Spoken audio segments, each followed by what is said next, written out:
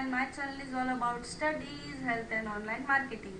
So I'll be giving you tips regarding these three topics. If you want me to make another videos regarding these three topics, you can comment me in the comment box so I can make it for you all.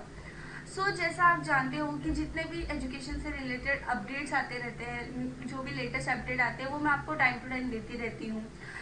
ऐसा ही एक students के बीच में, even parents के बीच में भी बहुत सारा confusion है कि क्या 23 नवंबर से स्कूल्स और कॉलेज रीओपन होंगे, और अगर होंगे तो क्या कोई सर्कुलम रिलीज होगा. अगर आपने मेरे टीचर्स का बीच में 50% स्टाफ आना था स्कूल्स और कॉलेज का, तो उसमें भी एक सर्कुलम और एसओपी रिलीज हुआ था. अगर उसके बारे में आपको जानकारी चाहिए तो वो वीडियो का लिंक मैं आपको डिस्क्रिप्शन में दे दूंगी, आप देख सकते हो.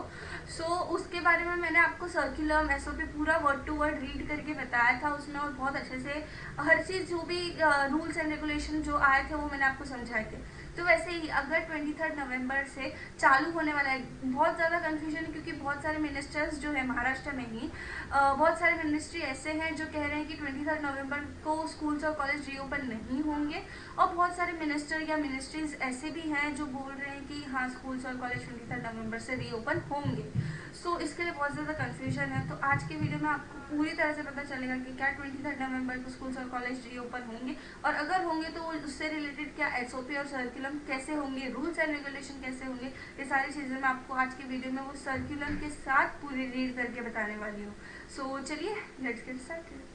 जैसे मैंने आपको स्टार्टिंग में कहा था, बहुत सारे कन्फ्यूजन्स हो गए हैं बच्चों के बीच में. तो ऐसे ही क्या स्कूल्स कॉलेज रीओपन होंगे, और अगर होंगे तो कब से होंगे, और ऐसे ही बहुत सारे कन्फ्यूजन्स है. और साथ ही साथ आज की वीडियो में मैं आपको ये भी बताने वाली हूँ कि स्कूल्स कॉलेज और खुलेंगे इससे रिलेटेड मतलब गवर्नमेंट का और सीएम हमारे जो हैं या कोई भी मिनिस्ट्रीज के लोग हैं उनका क्या व्यू है, इस पे बैठक हुई है कि नहीं, ये सारी चीज़ें मैं आपको आज के वीडियो में बताने वाली हूँ.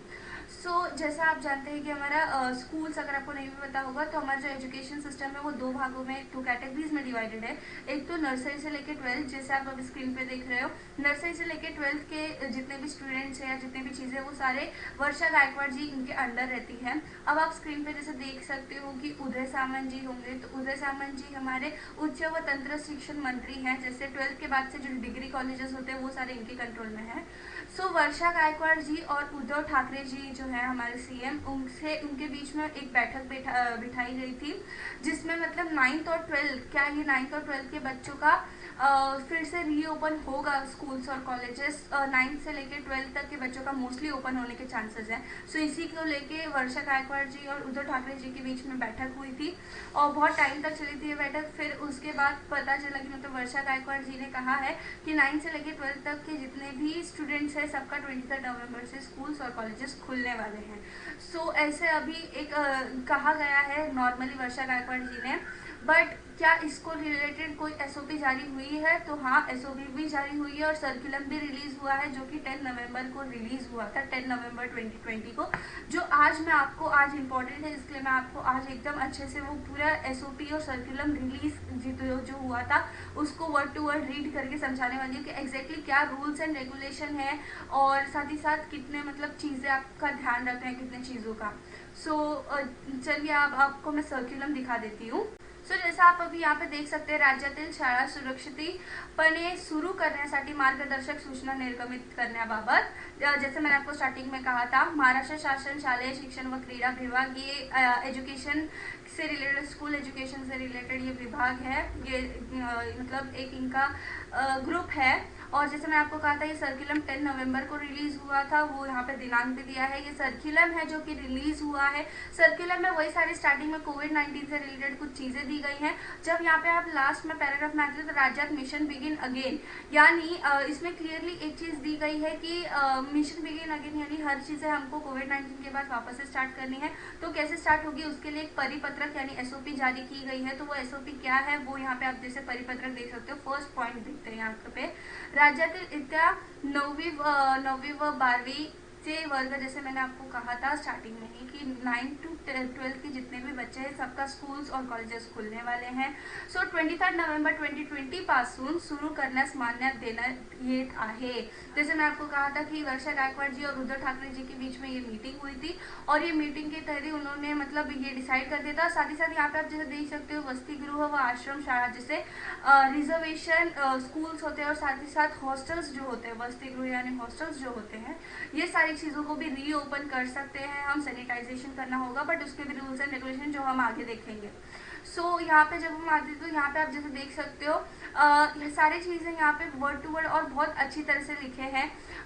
करना पूर्व मतलब जब भी ये सारी चीज़ें हॉस्टल्स वगैरह स्टार्ट होंगे तो आरोग्य, स्वच्छता व इतर सुरक्षा विषयक जैसे कोई भी चीज़ें प्रिकॉशनरी मेजर्स लेना होगा, हेल्थ से रिलेटेड हो, फिर क्लीनिंग से रिलेटेड हो, हर चीज़ का अच्छे से ध्यान रखना होगा।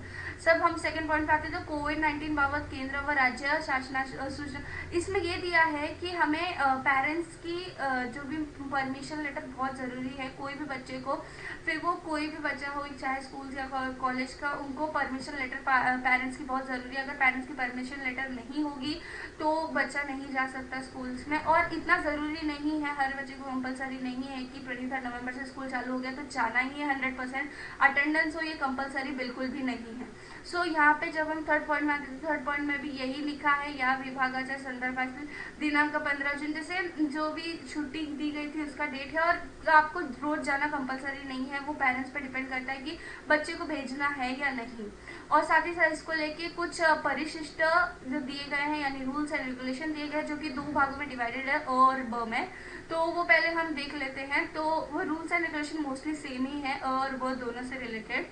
सो जब हम यहाँ पे नीचे जाते हैं तो परिशिष्ट में जैसे देखिए आप यहाँ पे देख सकते हो परिशिष्ट अ आया है जो कि मार्गदर्शक सूचना है। ये सारी चीज़ें हमें ध्यान रखनी है, तभी हम वापस से नॉर्मल लाइफ में ऐसे ही हमें करना होगा सारी चीज़ें। इसमें रूल्स एंड रेगुलेशन दिए है, बेसिकली यही सारी चीज़ें दी गई है यहाँ पे। सो हम जैसे जैसे आगे बढ़ते हैं यहाँ पे मार्गदर्शक सूचना को फॉलो करना उतना ही ज़रूरी है। यहाँ पे पहला दिया है, देखिए जैसे आप देख सकते शाळेत हात धुण्यासाठी सुविधा उपलब्ध करून देने, जैसे नॉर्मली होता है बट सैनिटाइजेशन अभी बहुत ज़्यादा इंपॉर्टेंट है। Thermometer, thermal scanner, gun, pulse oximeter जैसे नॉर्मल प्रिकॉशनरी मेजर्स लेना होगा। हेल्थ से रिलेटेड आपको चेक करना होगा, टेम्परेचर चेक करना होगा, ये सारी चीज़ें करनी होगी हर एक बच्चे की। थर्ड पॉइंट में जब आते हैं तो शाळा वाहतूक सुविधा, जैसे जो भी बस हो या वैन हो या जो भी चीज़ें हो ट्रांसपोर्ट फैसिलिटीज, उसको सैनिटाइजेशन करना होगा अच्छे से। एखाद्या शाळेत क्वारंटाइन सेंटर, जर यहाँ पे ये दिया है कि अगर कोई स्कूल्स को, बहुत सारे स्कूल्स को क्वारंटाइन सेंटर बना दिया गया था, तो अगर कोई स्कूल्स को क्वारंटाइन सेंटर बना दिया गया है तो वो स्कूल में नहीं होगा, वो स्कूल में वापस बच्चे नहीं आएंगे। क्वारंटाइन सेंटर इतर ठिकाणी नेणे शक्य नसल्यास शाळा खुल्या परिसरात किंवा इतर ठिकाणी भरवावी। जैसे ओपन ग्राउंड में आप ले सकते हो या कहीं पास में कोई अगर नॉर्मल स्कूल हो या बिल्डिंग हो वहाँ पे आपको लेना होगा, बट आप वो क्वारंटाइन सेंटर को वापस स्कूल नहीं बना सकते। शिक्षकांची कोविड-19 बाबतची चाचणी, इसमें इसका मतलब ये है कि टीचर्स को कोविड-19 का टेस्ट करवाना होगा। यहाँ पे देखिए जैसे 17 से लेकर 22 नवंबर के बीच में कोविड-19 का टेस्ट यानी RT-PCR जो है ये कोविड के लिए टेस्ट होता है। सो यह करवाना होगा हर एक टीचर को। और अगर कोई टीचर नेगेटिव आता है सो वो टीचर्स को जब तक डॉक्टर की परमिशन ना मिल जाए वो टीचर स्कूल में नहीं आता, जब तक वो पॉजिटिव अगर कोई टीचर मिल गया तो जब तक वो नेगेटिव ना हो जाए वो स्कूल्स में या कॉलेजेस में नहीं आ सकते। फिर यहाँ पे भी वही चीज़ लिखी गई है, यहाँ पे आप जैसे जैसे देख सकते हो सेकंड और थर्ड पॉइंट वही चीज़ है, जब तक कोई टीचर अगर पॉजिटिव हो मिल गया तो वो स्कूल में जब तक नेगेटिव ना हो जाए नहीं आ सकते। और साथ ही साथ अगर वो नेगेटिव मिले हैं तो फिर वो नॉर्मली स्कूल्स में आ सकते हैं। कार्यगठ गठित करने, जैसे हर एक आपातकालीन गठ, जैसे आप यहाँ पे देख सकते हो स्वच्छता के लिए गठ यानी ग्रुप्स बनाने के लिए, ग्रुप्स में काम करने के लिए कि ये स्वच्छता के लिए एक ग्रुप है, फिर ये इमरजेंसी के लिए एक ग्रुप बनाया गया है, ऐसे रखना है। फिर हम जब फोर्थ पॉइंट पे आते हैं तो यहाँ पे बैठक व्यवस्था के इधर वर्ग खोली तसेच स्टाफ, यहाँ पे जितने भी चीज़ें हैं यानी फिजिकल डिस्टेंसिंग का ध्यान रखना है। यहाँ पे वर्गामध्ये एका बकावर एक विद्यार्थी यानी एक बेंच पे सिर्फ एक ही बच्चा बैठ सकता है, दो बच्चे नहीं बैठ सकते हैं, मतलब पार्टनर्स आपके नहीं होंगे। सो यहाँ पे आप जब अभी फिजिकल डिस्टेंसिंग का उतना ही ध्यान रखना है। शारीरिक अंतर, जैसे यहाँ पे 5th पॉइंट पे वही दिया है, शारीरिक अंतर फिजिकल डिस्टेंसिंगच्या नियमाचे मुझे जितना भी नियम दिया है फिजिकल डिस्टेंसिंग से रिलेटेड, सोशल डिस्टेंसिंग जो है उसको फॉलो करना है। शायद दर्शनी भगावर जैसे यहाँ पे जो चीज़ दी है वो खूना यानी चिन्ह, जितने भी साइंस होते हैं आपको, जैसे अभी नॉर्मली आप देख रहे होंगे शॉप्स में होते हैं साइंस की, यहाँ पे एक स्पॉट बना है, फिर उसके 2 मीटर के या 2 फुट के डिस्टेंस के बाद एक और स्पॉट बना है। तो वैसे कैंटीन वगैरह में आप कर सकते हो लाइन बनाने का। फिर शारीरिक कार्यक्रम आयोजनावरील निर्बंध यानी जितने भी चीज़ें हैं जैसे गैदरिंग होता है, स्पोर्ट्स डे होता है, ये सारी चीज़ें नहीं होंगी। अगर चाहिए तो मतलब जैसे पेरेंट्स और टीचर्स के बीच में ये ऑनलाइन हो सकता है बट ऑफलाइन नहीं किया जा सकता, कोई भी गैदरिंग ऑफलाइन नहीं होगी। पालकांची सम्मति, जैसे मैंने आपको कहा था कि अगर पेरेंट्स एग्री हैं तो ही आप स्टूडेंट्स को स्कूल में भेज सकते हो, वरना नहीं भेजा जाएगा पेरेंट्स के परमिशन लेटर के बिना। अगर परमिशन लेटर आपको मिली है तो ही आप जाओगे। और जैसे यहाँ पे आजारी असलेल्या मुलांना पालकांनी शाळेत पाठवू नये, यहाँ पे मतलब जैसे कोई भी अगर बच्चा बीमार है या खांसी आ रही है, ऐसा कोई सिम्टम्स है, तो उसे स्कूल में नहीं भेजा जाएगा। फिर यहाँ पे हम जब आते हैं तो ये सारी चीज़ें लिखी है कि स्कूल्स में सर्टिफिकेट होते हैं 100% अटेंडेंस के लिए, तो वो अटेंडेंस आपको नहीं दे, मतलब 100% अटेंडेंस के लिए मोस्टली स्कूल में सर्टिफिकेट मिलते हैं, तो वो सारी चीज़ें हमें नहीं करनी है। सर्टिफिकेट्स नहीं दिए जाएंगे बच्चों को, 100% अटेंडेंस आपका कंपलसरी नहीं रहेगा जब तक पेरेंट्स के परमिशन के बिना और कोई भी बच्चों को स्कूल में नहीं लिया जाएगा। फिर यहाँ पे जब हम आते हैं तो विद्यार्थी, पालक, शिक्षक जैसे समाजातील ये सारी चीज़ें हैं जो कोविड-19 से रिलेटेड, जो नॉर्मल जैसे फिजिकल डिस्टेंसिंग है, कोविड-19 में सारी चीज़ें, मास्क, सैनिटाइजेशन, वो सब लिखा था वहाँ पे। फिर अलग अलग इसमें और भी थोड़े SOP जारी किए गए, मतलब और भी थोड़े रूल्स एंड रेगुलेशन है यहाँ पे।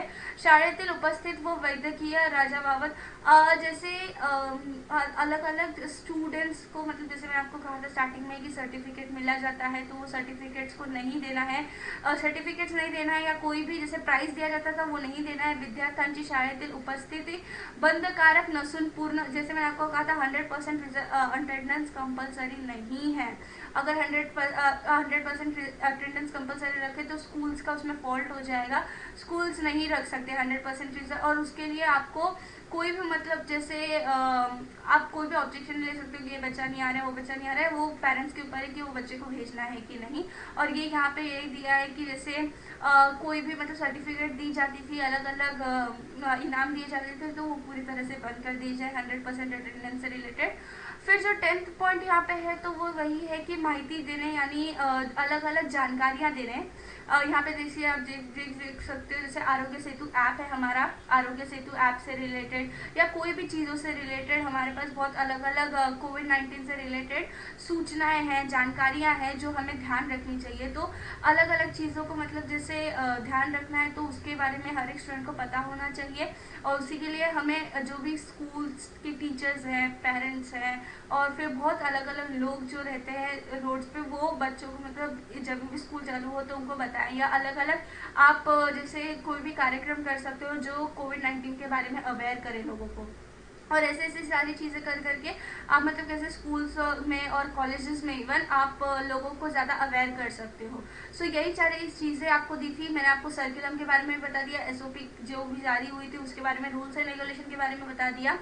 और 23 नवंबर से 9th to 12th के बच्चों का स्कूल खुलेगा, और हॉस्टल्स भी खुलेंगे। हॉस्टल्स और जो भी रिजर्वेशन रूम्स होते हैं नॉर्मली रिजर्वेशन स्टूडेंट्स, वो सारी चीज़ें खुलने वाली है। सो इतना ही आपके लिए, जो भी सर्कुलम रिलीज हुआ था मैंने आपको अच्छे से बता दिया है। एंड अगर आपको कुछ नहीं समझा होगा, कोई डाउट रहेगा, तो आप मुझे कमेंट बॉक्स में कमेंट करके पूछ सकते हैं, मैं उसका रिप्लाई ज़रूर करूँगी। So I hope you like my video, and if you liked it, please like, share and subscribe my channel so I can make other videos for you all.